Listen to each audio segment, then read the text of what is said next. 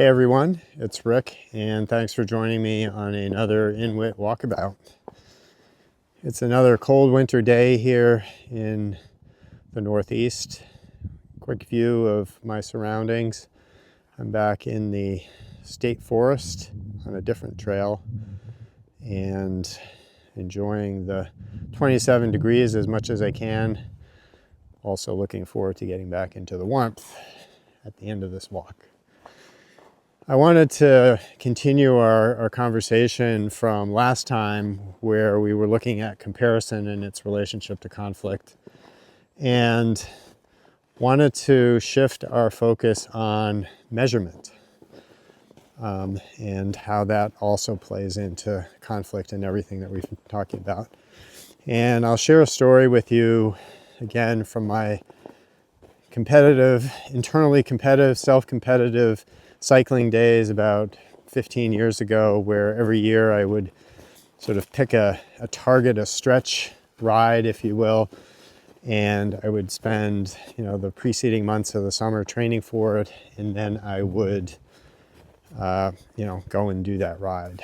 And on this particular summer, I had identified a ride called the Everest Challenge, which was the California-Nevada State Climbing Championship, which over the course of 2 days covered about 130 miles of cycling each day and 3 mountains each day up and down, with a cumulative elevation of Mount Everest, 29,035 feet.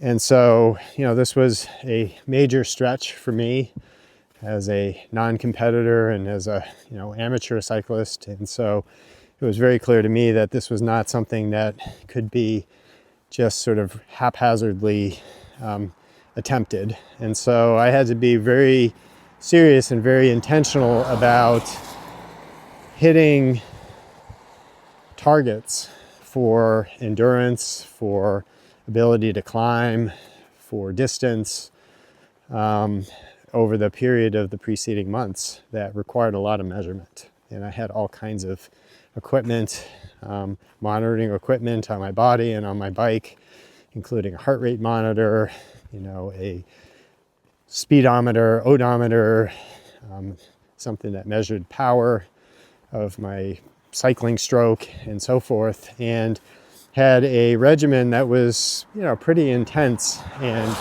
structured for week by week progression. And it was hard work. And not only was it hard work just to kind of, hit the fundamentals, the basics, but there was a part of me, of course, that wanted to do more than just complete the ride. I wanted to do as best as I could. And so it sort of became an endeavor of, pushing myself and saying, oh, how hard can you ride? And, again, see what you can do over this training period, so that when you actually get there, you're really doing your best, if you will, and maybe being, competitive for the age group that I was in. So I did all that, and it was just very, very tiresome. And, at some point it got to a place where it was just very tiresome, just having to continuously go out there, rain or shine, being comfortable or uncomfortable, to the point where, it really was a lot of effort to just really get on the bike and say, keep going. So I got out to, Nevada, where the race started, and the race went well. I was certainly stretched to my limits, and I can't say that the ride itself was enjoyable in the sense of, being pain-free. It's always endurance, always takes something out of you. But I did finish the ride, and I did reasonably well. And on the way back, I just sort of had this wave of just fatigue and, almost just wanting to not ever ride my bike again, because that was enough. And, basically what came out of this was having accomplished something and having pushed so hard and so far to get this thing done that the joy of the cycling actually got pedaled out, if you will. And so I literally could not get back on my bicycle for almost 6 months. And it was just, the thought of getting on the bike, and even if I wasn't training for something, in my head having, monitors and things to measure my performance, all of a sudden were in the forefront, and I just had absolutely no interest in doing any of that. And ultimately, the deciding factor, if you will, to get me on my bike, the negotiation I made with myself, was to take all the monitors off and basically just say, from now on you ride, and when you're tired you stop, and if you don't feel like riding, you don't. And that's how I gradually got back into a cycling routine that became enjoyable again. So what's the point of this?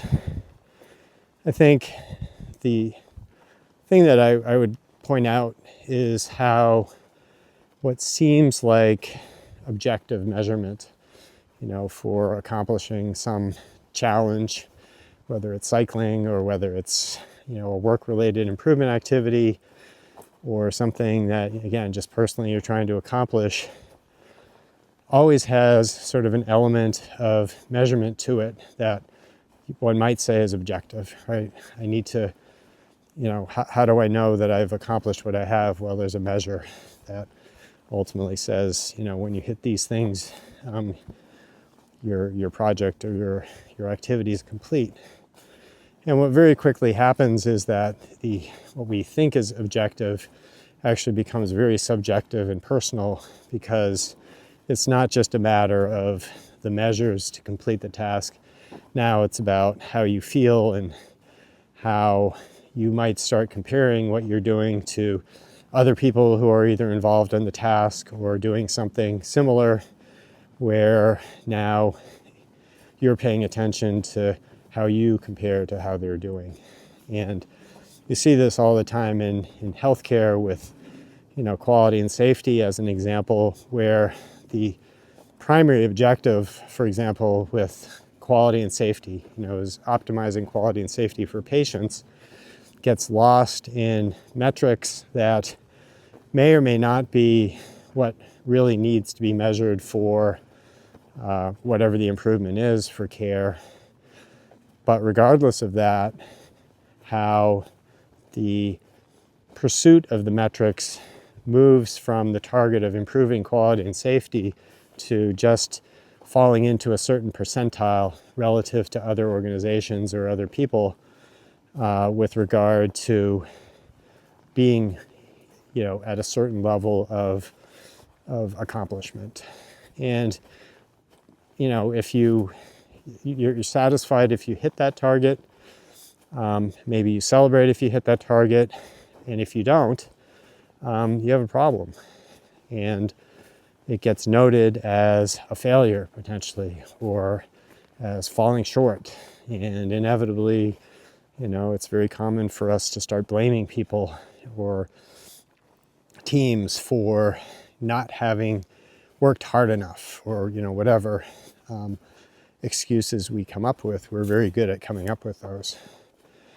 And so you can start to see how measurement immediately is sort of a foundation for comparison. It's essentially a key component of divisions that we create, and that there is a very blurry line between what we call objective measurement and subjective application. And most of the time you can't separate the two.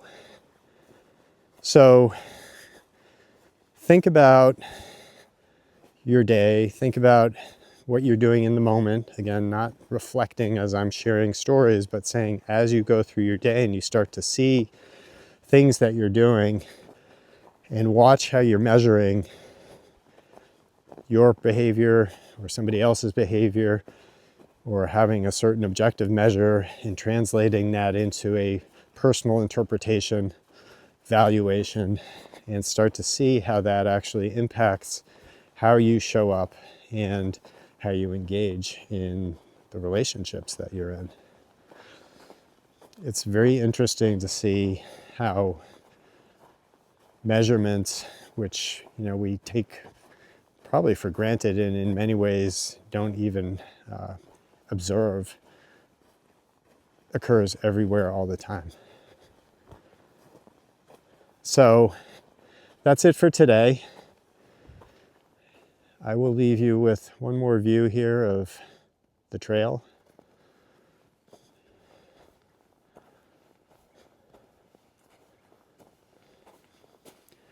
We'll continue our path forward next time on our next Inwyt Walkabout. In the meantime, I wish everyone a wonderful day, a great week, and I look forward to seeing you next time. Take care.